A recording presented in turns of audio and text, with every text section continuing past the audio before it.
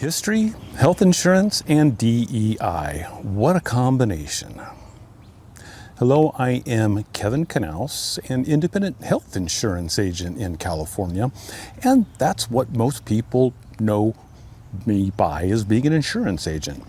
But I also have a deep love and interest in history, specifically early California history, the gold rush, the things that were built, and the individuals that lived at that time. I've written a couple books, and when this whole anti-DEI, diversity, equity, and inclusion movement happened several years ago, I was kind of caught off guard. I'm not part of corporate America, so I didn't know that those initiatives were happening for the employees. And so I, studied what's going on with this DEI stuff, and it makes perfect sense. And as I am apt to do, I look at things, current events, through the lens of history.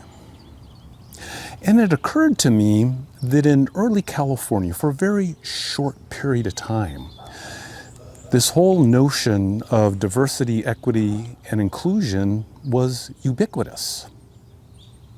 So, gold discovered in California in 1848, and the gold rush was on in 1849. Thousands upon thousands of men from all over the world descended to California to mine for gold. And we talked about the mines. They were sloshing around in the rivers looking for placer gold. And these men voluntarily left their homes.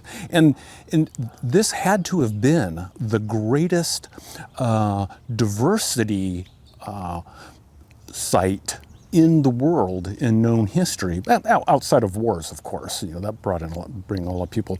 But men voluntarily from the East Coast, the South, Europe, England, Ireland, Germany, France, Spain, Portugal, South America, Australia, Canada, and China came to California. They left everything. These men, some of them were very poor and illiterate. Others were professional men, and they had money. They didn't necessarily need to leave, but they were all bitten by the gold bug. When they arrived in the mines along the rivers, they found themselves in wilderness. It was primitive. They had to build their own shelter as they, looked for gold, mined for gold during the day, and tried to live at night. And not only the journey to California, but once they arrived in California along the rivers, your survival sometimes would depend on the kindness of a stranger that may have different skin color, speak a completely different language, worship a different God, and you needed those people and you reciprocated. So we have this incredibly diverse group of men, and the measure when it comes to equity is you were viewed at, how hard you worked. And everyone recognized that when an individual, a man, struck a good pocket of gold, it didn't make a difference. Skin color or language, clothing that they wore. It was due to the work that individual and maybe the mining company put in. And of course, there was some luck. And that was, celebrated, a little bit of jealousy. But everyone was kind of on an equal playing field. There was some equity. Every man was looked upon as being equal to everyone else because they got up in the morning, they went down to the river, and this was hard work, and it was cold, and it was wet, and you're shoveling dirt and moving rocks and cutting timber and trying to create dams, and sometimes you got hurt and sometimes people got sick, and everyone kind of pitched in. And everyone was included. because you never knew when you might lose one of your mates in the mining company and you needed to backfill with someone else. Maybe it was a Chinese individual, maybe it was from Australia, maybe the gentleman was black, maybe he was brown. It didn't make a difference. There was a common goal: to mine for gold. And it was a very, brief period. And I don't want to romanticize the gold rush. There was crime. There were people that weren't very nice. There was murders. There was theft. But in large measure, the mining districts, they had their rules. Because we also have to remember that in 1849, there was no government. There was no law enforcement. California was wild. It was just a blank canvas.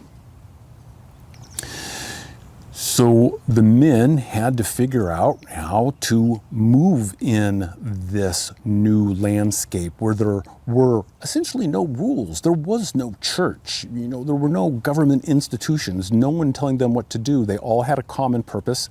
You had to treat everyone the same because you never knew when the person, you might curse might turn out to save your life. So it was a period of relative diversity, equity, and inclusion. Then California became a state, and of course politics got injected into the mix. And the preachers arrived with their religion and reminded the men that it was okay to discriminate, let their prejudices bubble to the surface, and hate other men because of their religion or their skin color. And it all kind of splintered. Of course, the gold started to dwindle in 1851. And there was a group of white miners that, tried to push the Chinese out of the mines along the North Fork of the American River. So that brief period of DEI kind of withered away. However, it seems like some of the men still held on to those experiences. One gentleman that came to California in 1849, Benjamin Norton Bugbee, he hired Chinese men to work on his famed Natoma vineyard. Several years later, he would actually have white men arrested for persecuting Chinese men as they tried to work on a farm. So he had views that, everyone is here. Amos Catlin, who ran the Natoma Water and Mining Company, he spoke out against white men ravaging and marauding against Chinese miners. And he said, we treat everyone the same. All the miners, we charge the same amount of water. It doesn't make a difference if you're white or Chinese. We don't favor one over the other. And so he had a view that, you could say was diverse, equitable, and inclusive, because even then in the 1850s, even though things were evolving and changing, it was still a huge, diverse group of individuals in California. And even in 1860, there were mining communities and districts where U.S.-born white men were the minority. And over 2/3 of the population were from Europe and China. So you had to kind of get along. It was incredibly diverse. So I'm looking at this whole anti-DEI thing saying, well, why are people upset today? It just doesn't make any sense. In my own profession, as a health insurance agent helping people, I find myself practicing diversity, equity, and inclusion. I kind of embrace it. I don't have employees, but I do like the diversity of people who call me, not necessarily my clients. I get calls all the time because of things I've written, or people send me an email or comment on a YouTube video. And some people apologize when they call me. I know you can't make any money off of this, but I'm calling for a friend or my mother. Can you help us out? How does this work? I don't mind, because the diversity of the people that call me with a myriad of different issues and problems related to health insurance educates me. Sometimes I go out and research, how does this work? What is the special enrollment period for Medicare? And how does Medi-Cal look at this? Can you get this particular medical healthcare service covered under an individual and family plan? And that educates me. I've also learned that family situations are infinite.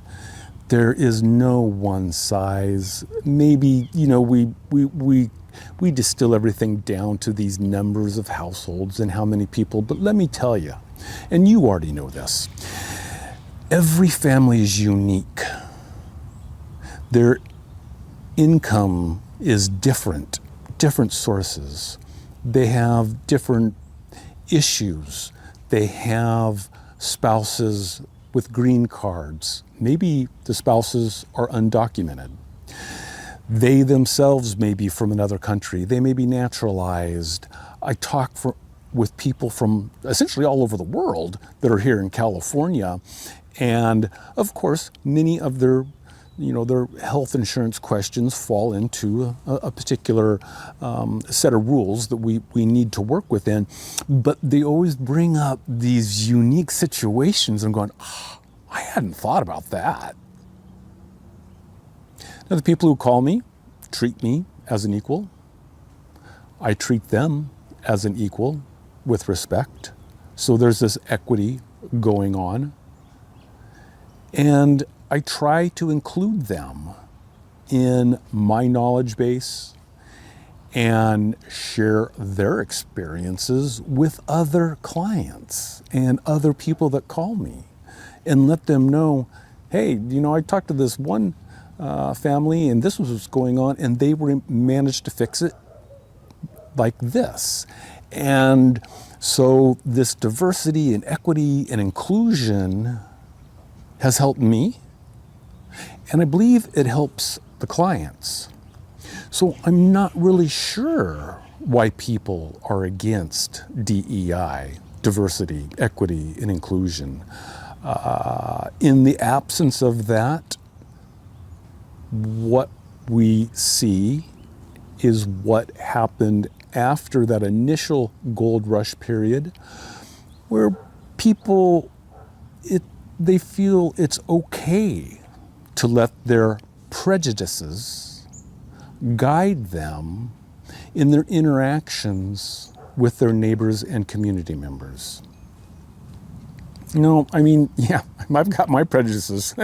Oh man, and sometimes it's hard to suppress them, but you need to. And you need to treat everyone with respect. I don't really care if you are a citizen or a green card holder or undocumented.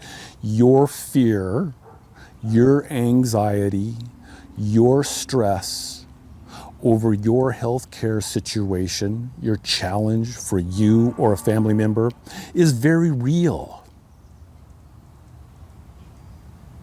And we need to respect that.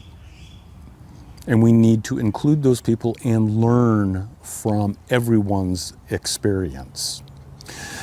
So, yes, history has guided me to a certain extent in my health insurance business, and I wholly embrace diversity, equity, and inclusion, regardless of who is elected and who is trying to make the rules. I will not stop. DEI is part of my business plan for this little independent health insurance agent in California. If you have any comments, you may leave those down below, and I'll do my best to respond. Probably with something from history, because that's what I love. Otherwise, enjoy the sunshine, and feel free to reach out to me if you have any questions or comments. For InsureMeKevin.com, I'm Kevin Knaus.